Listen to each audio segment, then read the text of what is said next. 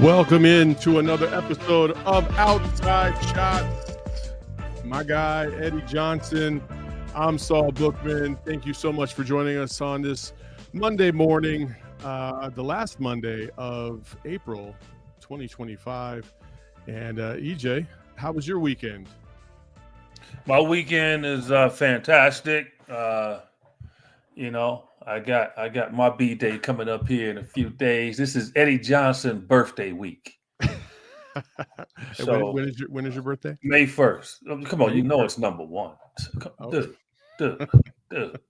It's number one. Like, why would that shock you, right? Yeah. No, number one, baby. Number one. Gotcha. May 1st. The ultimate Taurus. Even though the Taurus starts, I think, around the 27th, maybe, of April, something like that. Mm-hmm. Well, no, May 1st is the ultimate start of Taurusdom because I'm the ultimate Taurus. Are like signs still a thing? Like, do people like? I know that's more of like a. I don't know if the younger generation really messes with signs as much as the older generation. I don't really know. Well, I don't even know what the younger generation messes with. They're all a bunch of bumpkins, man. I mean, a majority of them watch this show, so yeah, young people. No, see, but that's what the old heads used to tell me when I was growing up. Yeah, it's just like, Eddie, what's your name? Eddie? No, it's not. What do you mean? Okay, Pig. That's my nickname. No, it ain't Pig. Oh my gosh. What's your name? Edward. Edward then. Edward. No, it's not your name. That's hilarious. What's your name? Nothing. Because you know nothing. So be a sponge and learn. Because you know nothing. And they were correct. I didn't know anything. But I was a sponge. That went somewhere I didn't even think we were gonna go. Nothing Johnson. That was my name. Until I learned something. I'm like 14, 15 years old running around thinking you know everything. I didn't know anything. I was just out there like, what am I gonna do next? Wake up in the morning. Mom, you got something to eat? You eat, you go out, you ain't paying no bills, you're not doing anything. You're just living life till its fullest. You know, nothing. And then you get in school and you start crying because you got homework. Eddie, then you go to college, you start crying because you Eddie, broke. Stop. Yeah. you're ranting like nothing. Like an old man. Nothing. About nothing. I'm tired of these young people, man. Oh, I love young people. I love them. I teach them. I help them grow. But man, they got to start listening, man. Well, let's do this. Let's Let's start off on the right foot. That was the right foot. But some positive news. A better foot. How about this? Positive. You got some positive news. Some positive news over the weekend, Eddie. Alijah Arenas, as we all know, last Thursday, horrific car accident. More details came out over the weekend, but he came out of his coma. It looks like self-induced. It was induced, though. It was an induced coma, but he came out of it on Saturday. Even to the point where he asked, "Is everybody okay?" I guess the details were, he was driving a Cybertruck, got in a car accident, and it took some innocent bystander to come out and save him from a burning vehicle, essentially. Yeah. And that was just a real scary moment if you're a father. Obviously, Gilbert Arenas and obviously Elijah's mom as well. I mean, I couldn't even imagine my kids being in a position like that. But thankfully, it looks like he's on the road to recovery. Obviously, we don't know what it's going to look like here in the short-term future, but at least he's alive and well to a certain degree. So that's good news over the weekend. He's blessed because I saw the pictures of that accident, and he ran right into a tree. As we all know, trees don't move. And if they do move, they fall. And what do? They fall on whatever hit them. And so that vehicle, which is a really big truck, aerodynamically, it's, if you haven't seen, I'm sure you've seen it on the street. It's one of the most ugliest vehicles you ever want to see. But obviously, I'm sure that played a part too, in the fact how big it was, and it protected him, man. Because I have a nephew who had an accident similar to that, but he was in a smaller car, and he doesn't have any feeling waist down, and so it's just amazing that he was able to get away from that, and now he has a testimony, and he has a journey because he's the real deal. Saul, I don't know if anybody has seen video of Gilbert Arenas' son Oh play. yeah. He's the real deal. Like, a lot of ex NBA players' sons come out, and the marketing aspect of it can kind of lift them up and all of that. But no. This kid, there's some YouTube videos out there. This kid playing, there's no fake. Now, some of the competition he's playing against, you can tell they're kind of like neophytes, but forget that part. It's just the stuff that he's doing on the basketball court, which is simply amazing. And so Well, I'm I've seen him. so happy for him that he has been able to get through this. And yeah, thoughts and prayers go out to Gilbert, his mom, and everyone, because I just can't imagine what they were going through, being awakened, early in the morning, to news like that. Yeah. It's just a shock to the system. Oh, for sure, for sure. Yeah, no, Alijah Arenas is a baller for sure. Watched a lot of tape on him, and got to see him actually play in the EYBL last year when he came out to Arizona. Really good player. Arizona was recruiting him, USC, and he ended up committing to USC. So very familiar with the kid. But that's good news. On a less brighter note, I do want to make sure that I wanted to start this off at the top of the show just because of the importance of this individual that a lot of people might not even know about. But Dr. Dick Barnett, for those of you who don't know, he passed away this morning at the age of 88.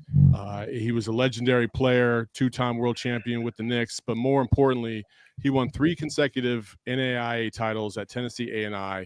And if you don't know much about that history in the 50s, he was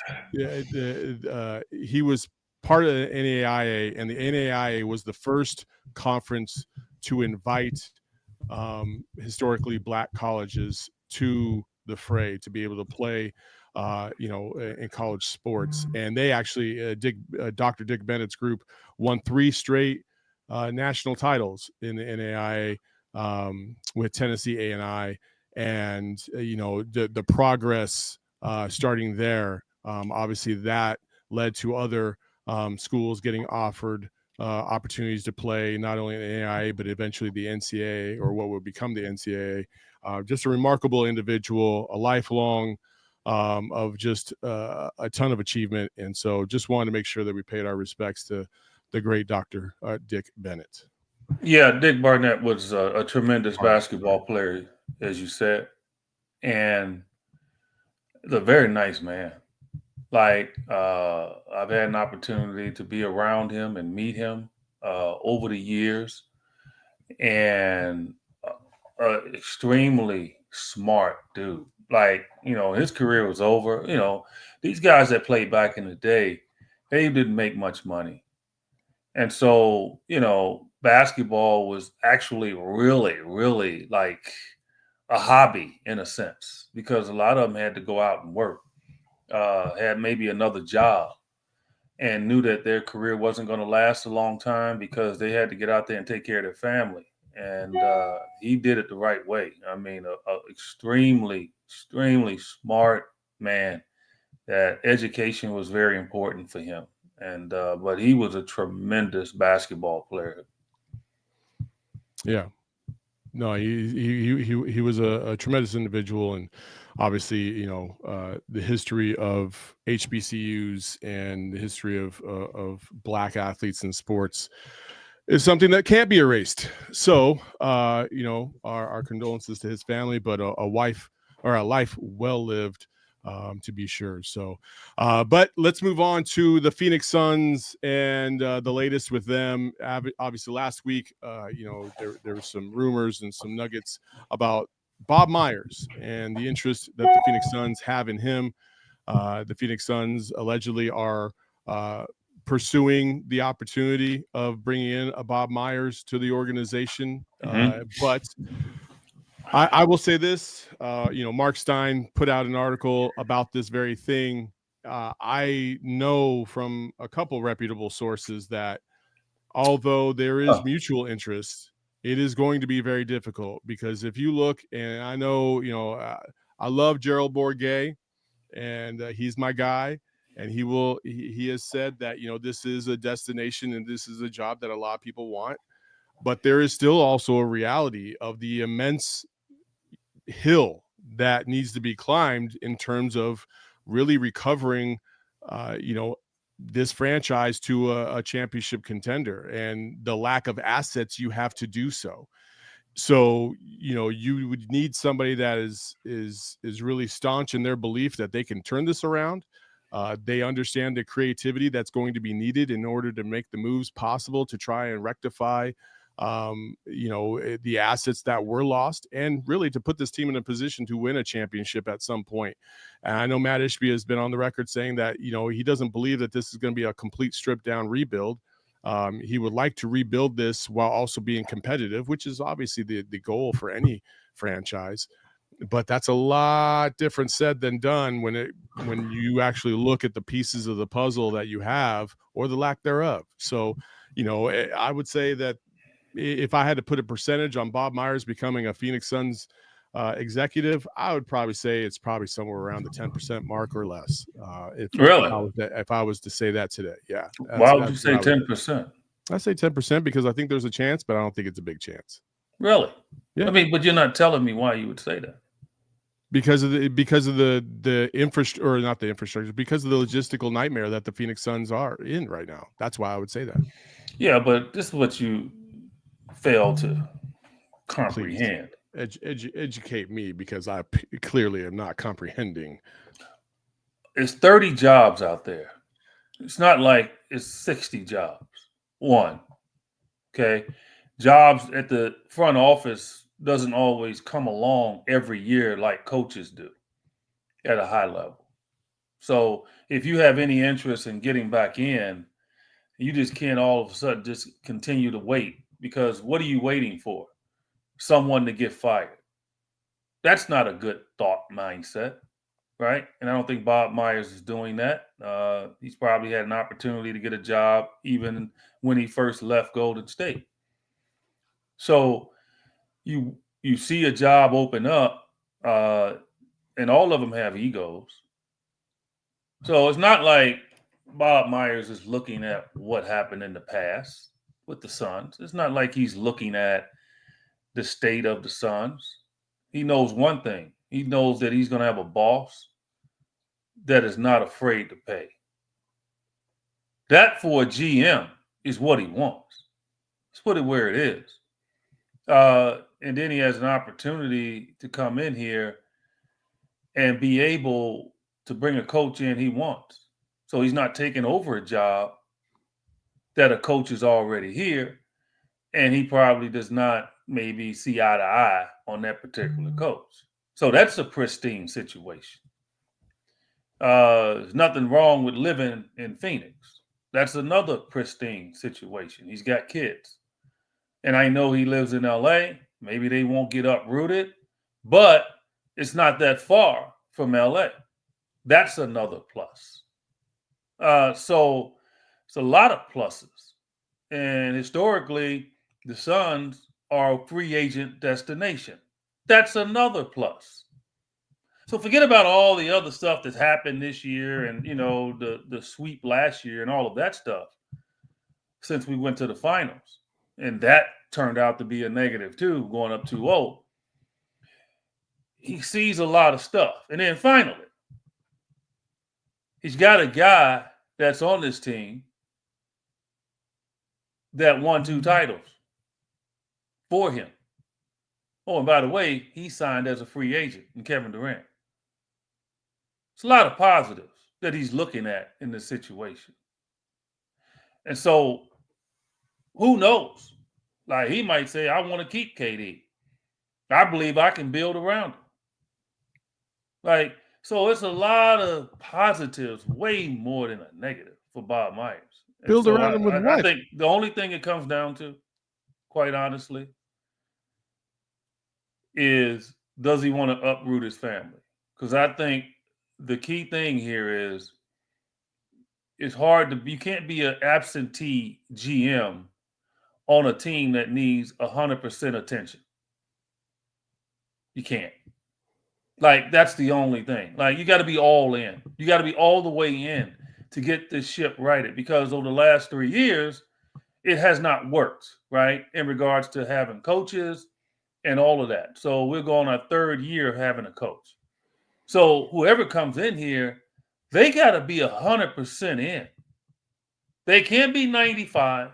They got to be 100. This off season has to be 100% attentive. That's how it has to be. You cannot be half in. Can't be 3/4 in. So that, to me, is the only question that I think Bob Myers is wrestling with right now. If it's true that he is, the front runner for the job, is does he want to commit that 100%, knowing that his family probably is comfortable staying in LA. And so that's probably what he's wrestling with right now. He has a very cushy job and calling games and going back home. And I just know that's always the fight, right? Man, do I want to do this? Do I want to get out there and travel? Do I want to be working every day? So I think that's the challenge here, and that's the challenge, I think, for Matt Ishbia, if Bob Myers is the guy that he wants. I need to go back to what you just said a little bit ago, in terms of KD. You talked about, he might not want to trade KD. I will say this, like, Eddie, I'm past the point of no return on this. I think that the only way that you can get anything of value at this point is by trading KD. He's the only asset that you have. That is the easiest asset to move for the biggest return, especially if you're looking at a team like, let's just say, Houston. If Houston continues on the road that it is, losing to a Jimmy Butler-less Golden State team, and if they go down 3-1, or if they just lose this series, you're going to look to scoring, and you're going to look at the possible attribution of Kevin Durant. And I think the price is kind of going in the Suns' favor right now, especially if the Rockets get bounced in the first round to the Warriors. Yeah. So I just can't envision a scenario, unless you were able to fool some team into taking Bradley Beal, or some magical trade comes through the window to where you just can't deny it. I just don't see a scenario where you're going to keep Kevin Durant. Even with Bob Myers in the fold, I just don't think that he would look at that and say, yeah, that's the best thing for our team right now, considering that we've gone 6-10 in the last 3 postseasons with Kevin Durant, obviously not being in this one. So, like, that's not good enough. It's just not good enough. So you need to retool in a different way. So I would disagree on the possibility of, I think Kevin Durant's time is done here. I'm not saying that he would not move him. I'm just saying, as a GM, the one thing you don't come in and you're spontaneous and you're giving in to the prevailing thought of what you should do. As again, I will tell you, they believe what they believe, not what you believe. And if he feels his ego is at a point where he knows his relationships around the league and players, how to fit around certain guys, that he believes that he could get it done, then he'll probably try to do it that way. That's all I'm saying. So it's not going to be some like quick maneuver and say that's what we're going to do. Yeah, I do believe it's interest in Kevin Durant. Why wouldn't it be? And based on what we've seen in the playoffs right now, some of these teams, if they had a Kevin Durant, they would probably shoot to the top. Because the one thing that we're seeing right now about the NBA, based on the playoffs so far, is that there are a lot of teams that's this close from being in position to have a chance to win a title. despite the 3-1 series that you see out there, those series, a few of those series could be flip-flopped. That's how good and close the games have been. So don't get fooled by, oh, this team's up 3-1. No. How close have the games been? Like, they've come down to the last 2 minutes. So that tells you parity is alive in the NBA. So all you need is a tweak here and a tweak there, and you could shoot towards the top. That's just the way I look at it. And so he's not going to come in here and automatically be all in, like, I'm going to do that. No, he's going to survey the situation. He's going to look at the landscape and say, okay, could I do this and do that? Could I pick this guy up? I mean, we got a late draft pick. We got this and that. We got free agents out there. We can't get big free agents. I don't know. Maybe Brad Beal might decide, okay, guys, you can go ahead and move me. I might accept getting rid of the no trade. You have no idea. You have so many different angles to attack, right? Before you jump to KD is the point. Like, can I maneuver this? Can I manipulate this? Now look. Oh, it's a little better now around them too. See, so that's all I'm saying. People automatically just want to just go for it. And yeah, Houston's going to be desperate. Houston's a very good basketball team. And yeah, they're probably one little piece away. That piece could be KD. Without a doubt it could. But you're in the same conference. Shouldn't be in a hurry to trade any key player to another team to help elevate them, and instead of looking at yourself first and then say, okay, all right, yeah, we'll do it, right? That's one of the most difficult things to do for a GM is trade to a team that's in your conference that you can elevate. So you need to elevate yourself too. So that's part of the process. Unless you want to tank, like you figure you're going to lose for the next 2 years. Then it's a different animal, right? You don't care. But, some other guy that's 36, 37 years old, you don't care. I get it. But if you still care, and Matt Ishbia is saying that he doesn't want to rebuild, then you got to be patient. I mean, I hear you. I hear you. I don't know. When I look at the Suns, I just think that I would agree that they have assets that they could trade. If you wanted to try and keep Kevin Durant, you probably have some other pieces that you could trade to get you moderate improvement. But I just don't think that with this team and what they need, and listen, for as much as Kevin Durant is great, as much as Devin Booker is great, as much as we would like to think that maybe if you just adjust a coach and this or that, the other, will that would fit. What Matt Ishbia said in the press conference was like, this team and this franchise in terms of on the court is missing an identity.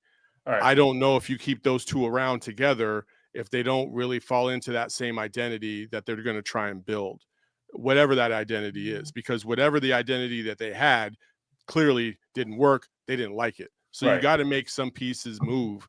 And most likely you're not going to move Devin Booker. Matt Ishbia has said that he's not moving Devin Booker.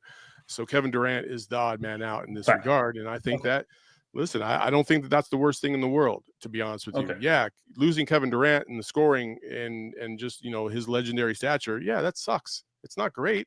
But you got to move forward. And can you move forward faster or quicker if you were able to move somebody by the likes of him? Here's the perfect. Yes, obviously. What would you, I got two questions for you, EJ, because I've gotten this question several times from the public. So I will ask you straight up. Do you have any interest in being a GM or an exec for the Suns? I always have interest. I think for me, and this is being honest, and I know people know that I'm honest. For me, I've been in TV for 26 years. I've said enough on TV. I've broken down the game enough for people to know that I'm qualified for anything in my mind. I've done my work. But again, I told you, it's only 30 of them jobs, and it's only certain levels sometimes that they look at. And if you've never done it before, it is a unique maneuver to ever have the aggressiveness to do something like that. And so for me, I never chased anything. And I decided when I retired that I wasn't going to chase. I committed to staying at home, raising my kids, and being a part of their lives because I wasn't because I played till I was 40 years old. And that window that I missed in regards to chasing, because you're either going to chase or you have relationships with guys where you can be anointed right away, right? And I knew right away that after a while I was going to be one of those guys that had to chase. I wasn't going to be a Doc Rivers. I wasn't going to be a Steve Kerr. I wasn't going to be a Derek Fisher. Guys that gave up the game and they immediately maneuvered into basketball, right? And so I think because of that, you get left behind in regards to how people think of you. And I think the sticking their neck out to say, hey, let me look at that guy right there. So for me, yeah, of course. I can break down anything without a doubt. I will never belittle myself in that respect, in that situation. Without a doubt I could. But I'm not chasing anything. It's not. Right. And I just want to go back to what you said about, like it needs to be changed or what have you. I'll give you an example. Okay. Bickerstaff in Detroit. Mm-hmm. All due respect to Monty, who's a good friend. Love Monty. Check in with him all the time. He's doing well. He's got that lake behind his house. Monty is a tremendous individual, tremendous coach. But some reason it didn't mix for him in Detroit. Whatever reason it was. That's putting it lightly. Okay. Right. And they had one of the worst records in the history of the game. Right? In comes Bickerstaff.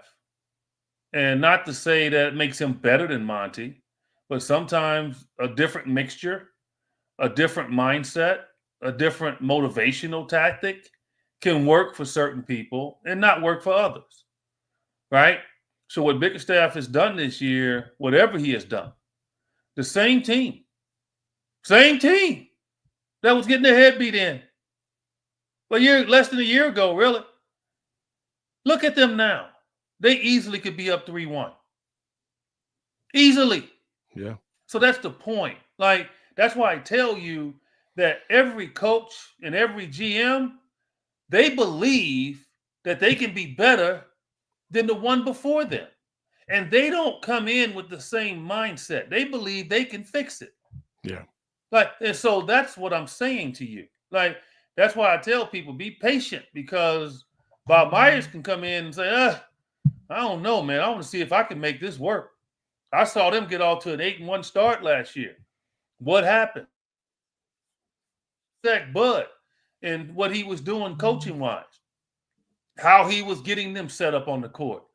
Why Tyus Jones, when we first signed Tyus Jones was coming in to do what?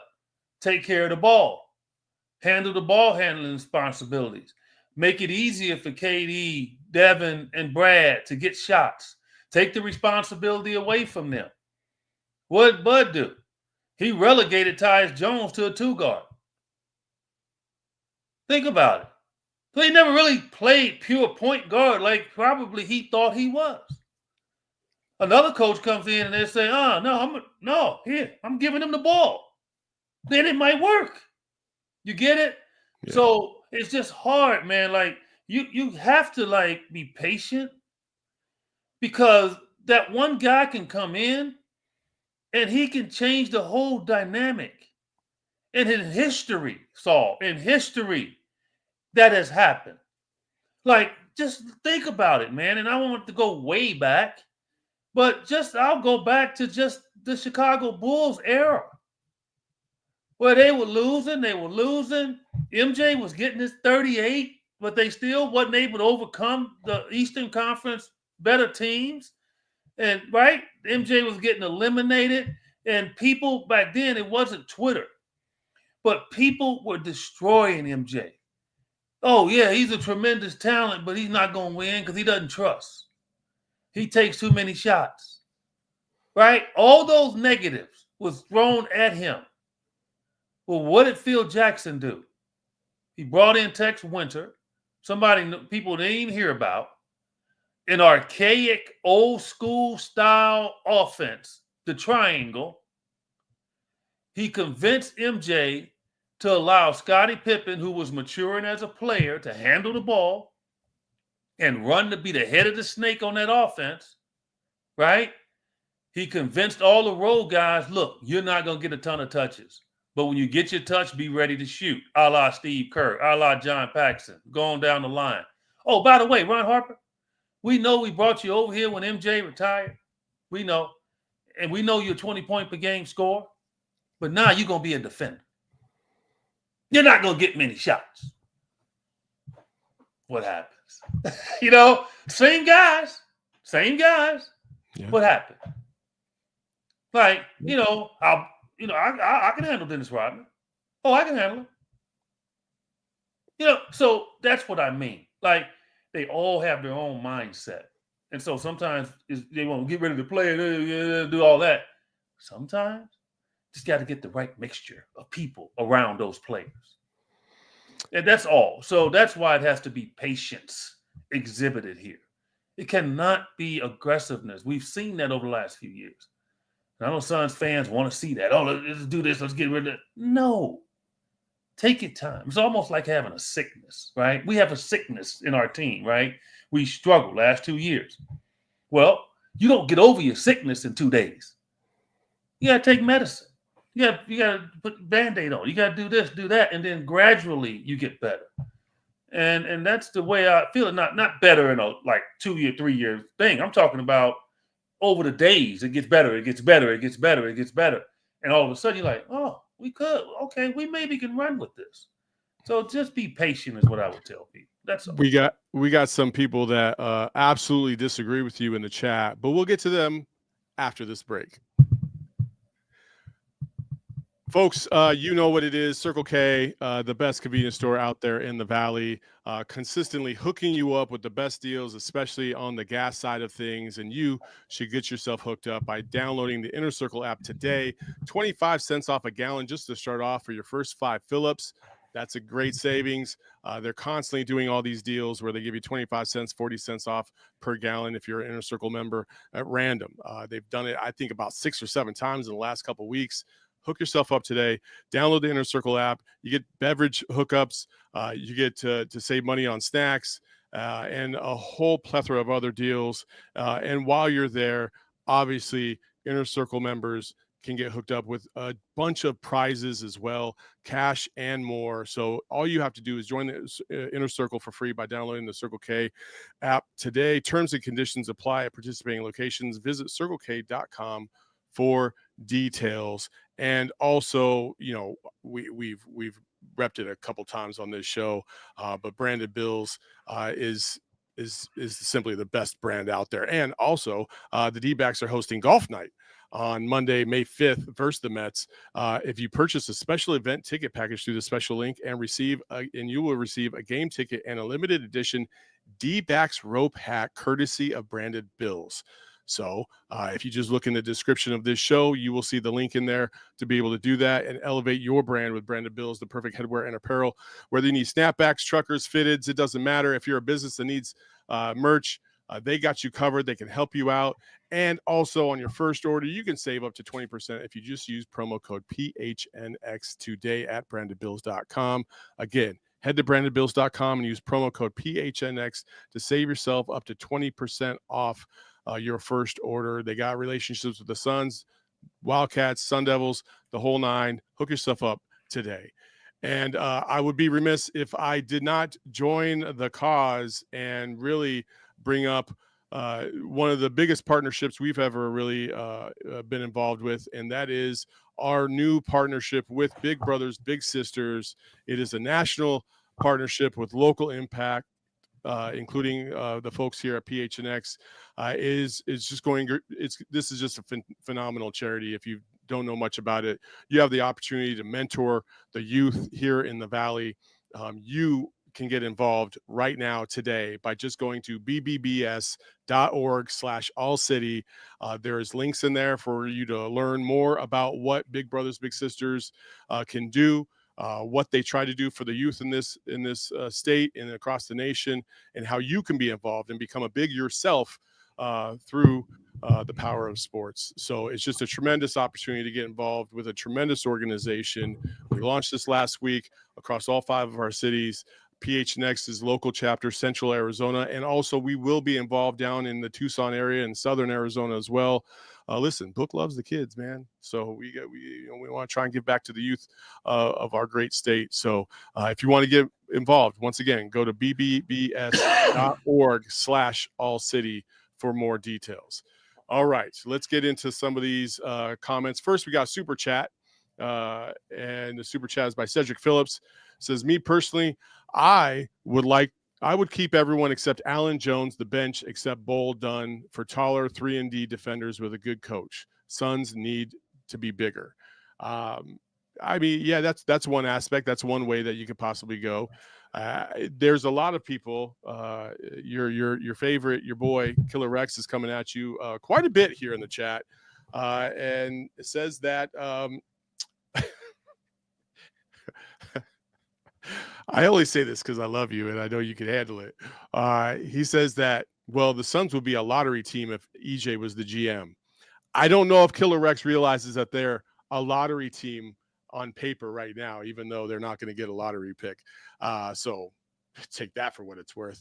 But I think a lot of the comments here in the chat are, that'd be cool if you were the GM. Killer Rex does not feel so strongly, and we'll just leave it at that. How about that? Everybody has their opinion about somebody, but Killer Rex doesn't know me. Anybody names himself Killer, I mean, right there tells you all you need to know about him. Seriously, big grown ass man naming himself Killer. Like, seriously. And he probably grew up in the suburbs. He probably grew up like in the suburbs. He had to walk to school.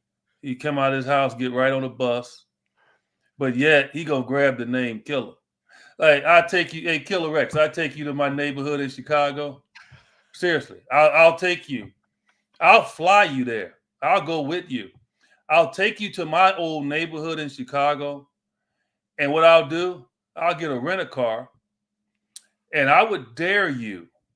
I drop you off on one end of the street, Madison Avenue. Okay, Madison Avenue over on the west side in the 5400 block. And I would give you, if you could walk 2 blocks, okay, and not start crying after the first block. All right. And you make it to 2 blocks, I give you $2,000. Now, what I surmise might happen to you, all right, is you probably would be butt naked after the first block.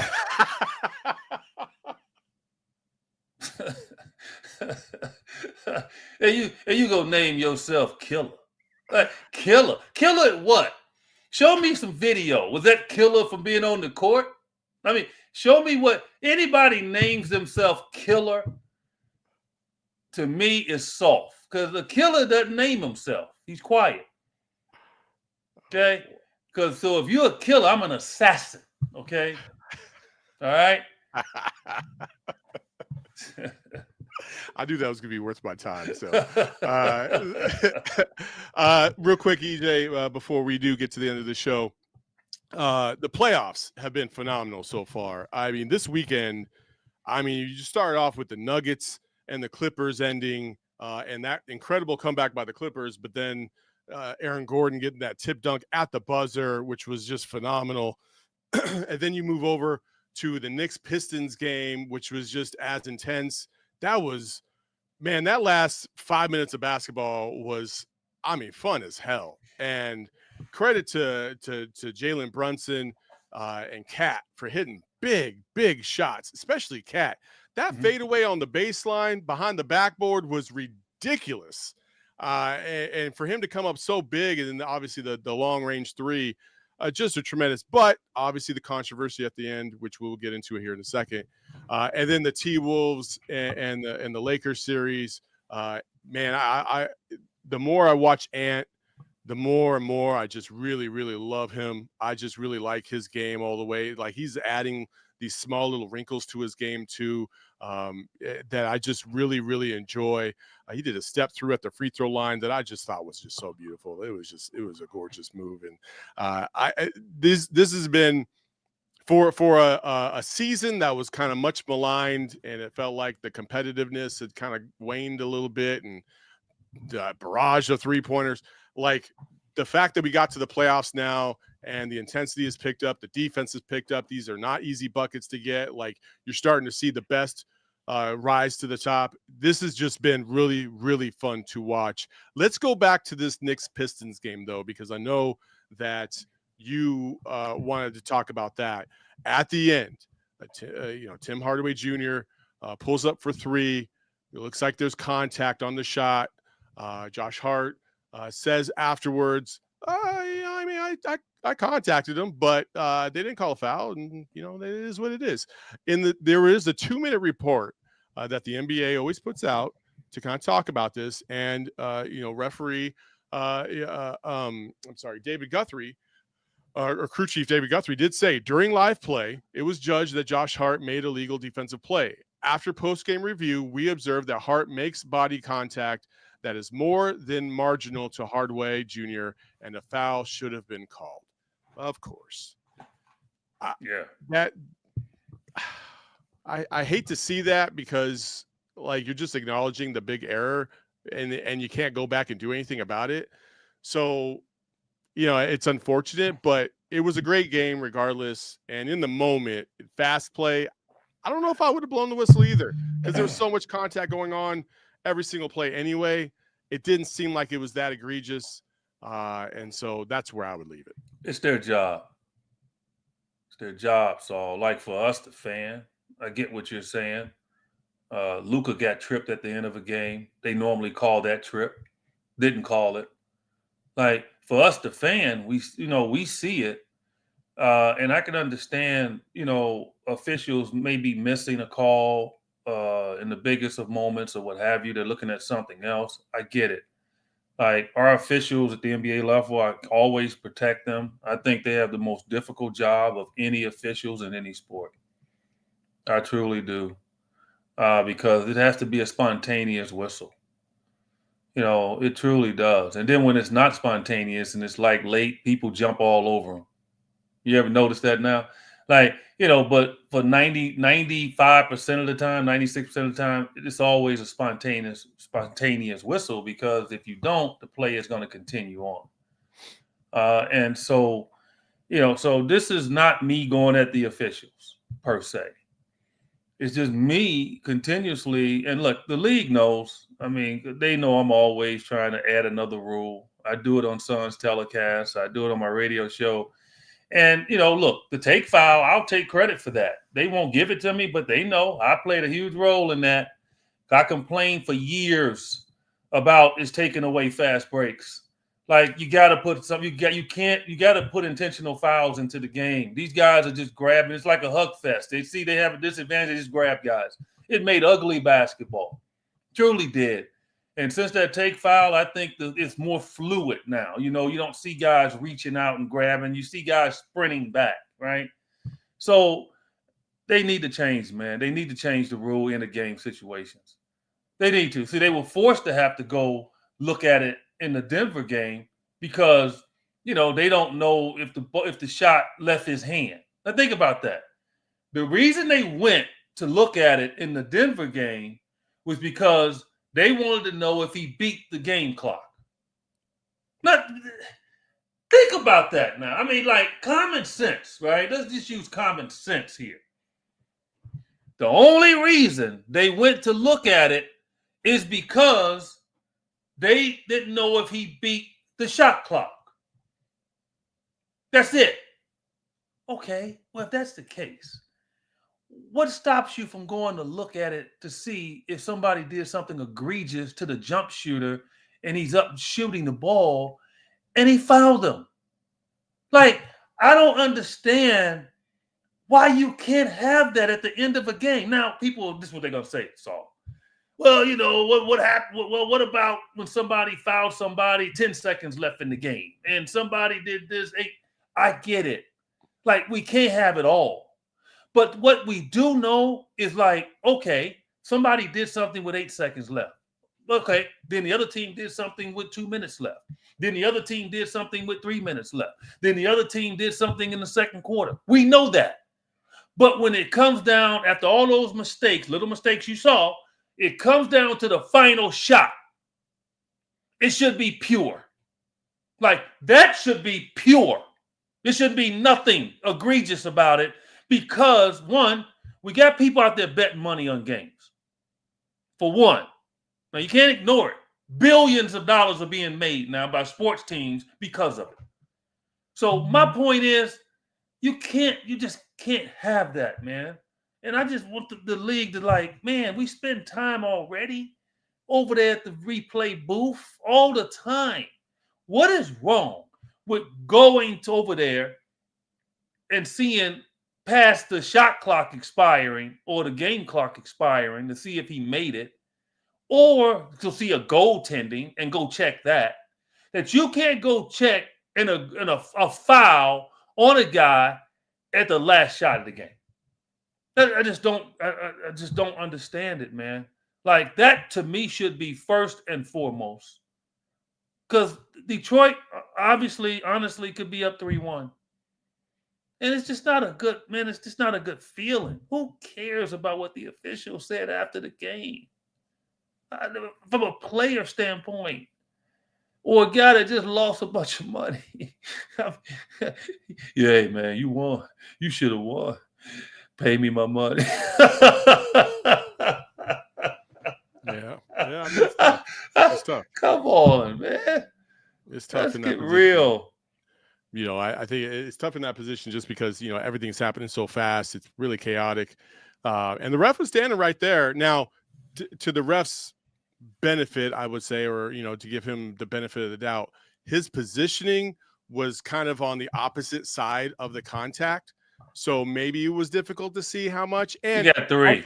Also, you got three officials out there. Well, I get that. And then also, like, I will say this, there is a slight kind of, you know, little slight move. I know. You can do that. I'm just saying, like, there's a slight little move. Slight. Where again, I'm playing devil's advocate here. There's a slight little move that you can interpret like maybe he initiated the contact. So I'm gonna just let this go. Like the guy on the other team, Brunson. I'm just saying. I know. I'm not getting on you. Like the guy on the other team, Brunson, for 48 minutes. That's all he does. Really? I mean, that's all he does is contort his body into people. Yeah.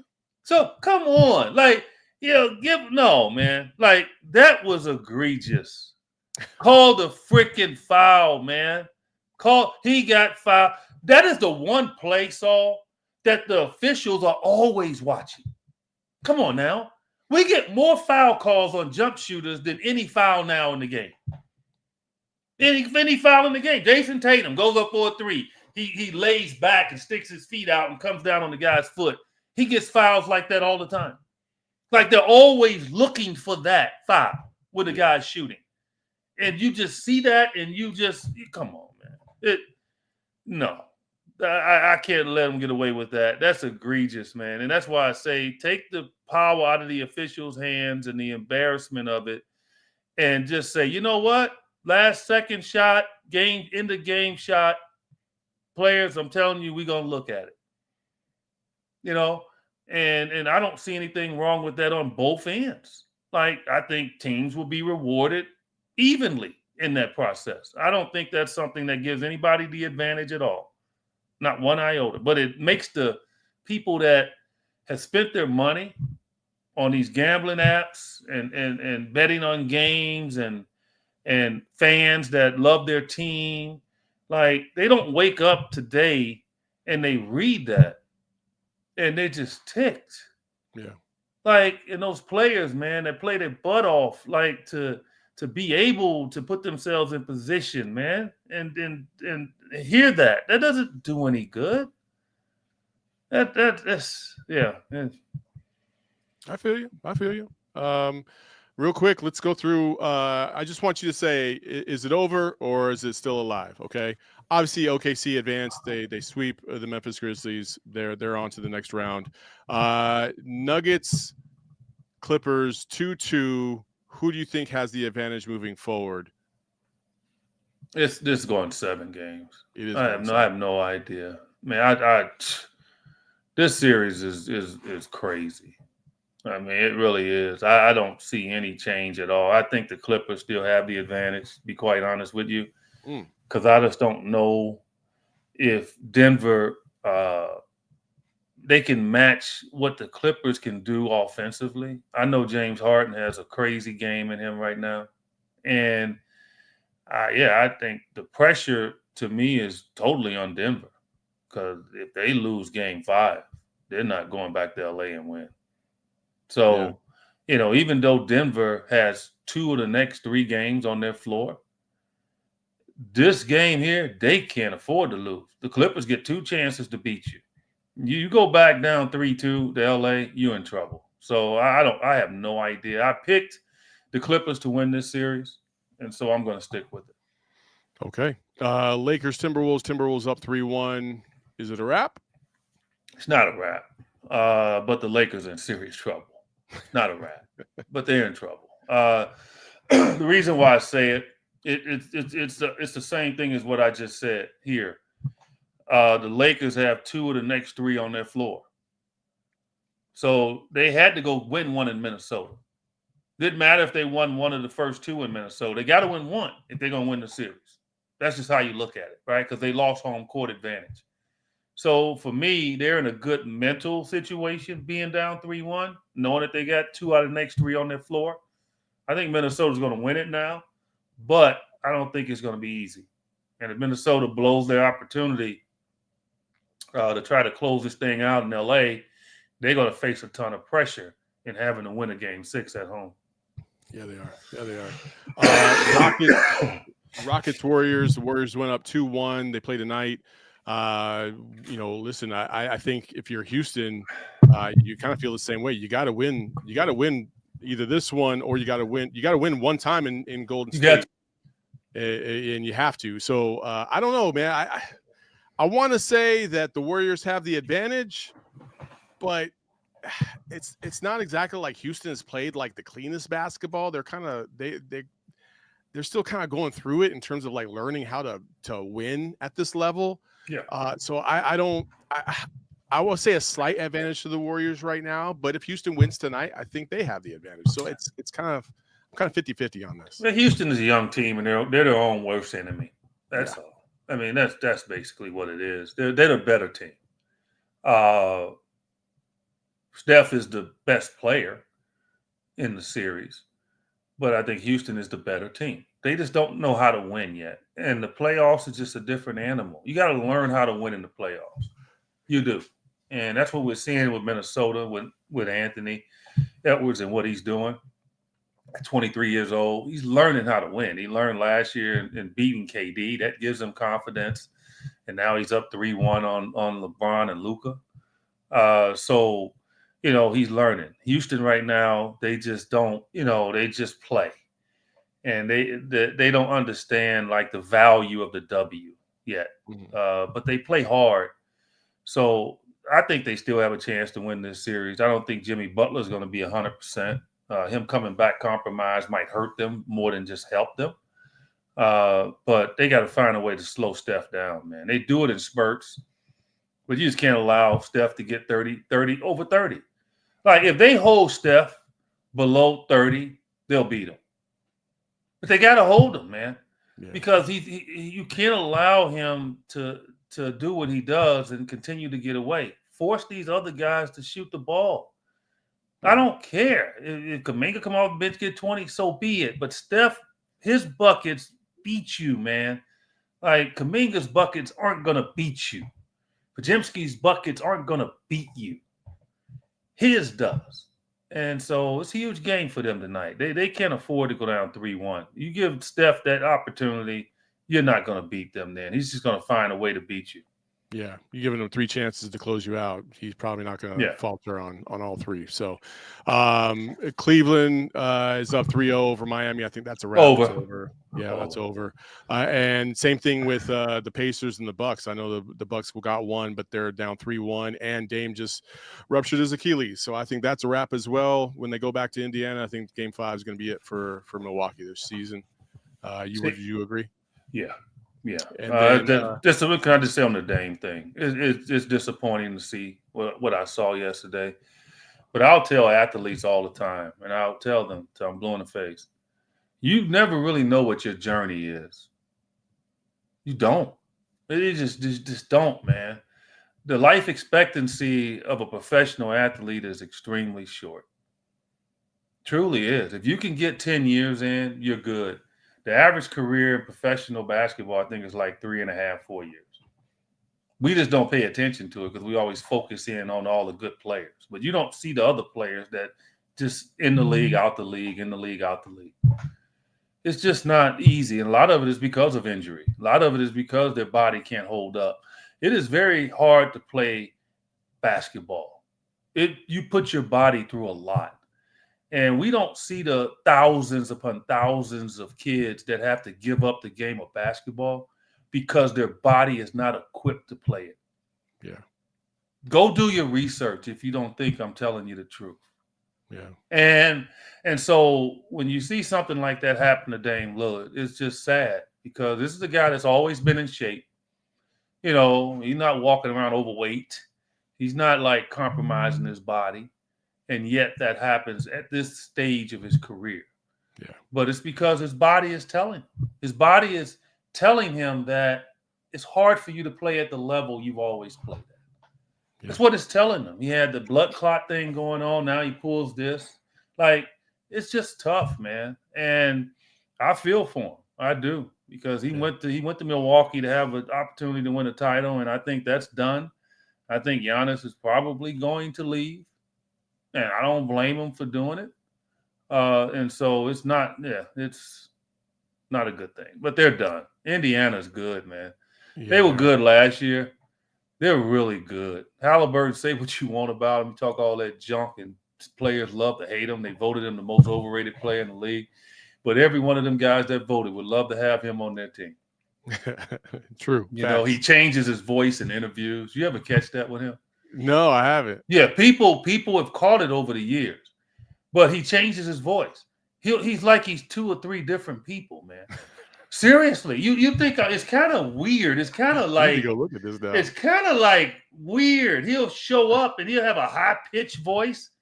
Last night it was a deep Luther Vandross voice. They have articles on it. That's just funny. Pay attention to it. This dude, man, he's something else, man. But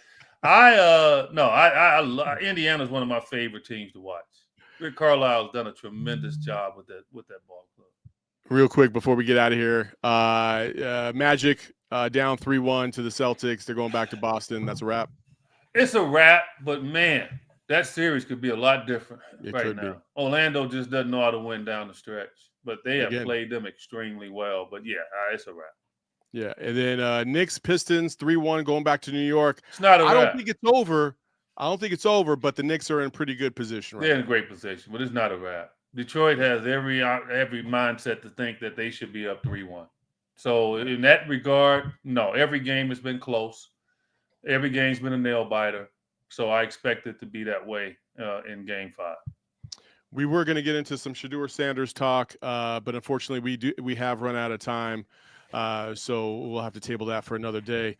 But we do appreciate you all for joining us on this Monday morning for another episode of Outside Shots. As always, you can follow him at JumpShot8 on Twitter and on Instagram. You can follow me at Saul_Bookman, and you can follow the show at PHNX_Suns. You can follow PHNX Suns later on this afternoon at 3 p.m.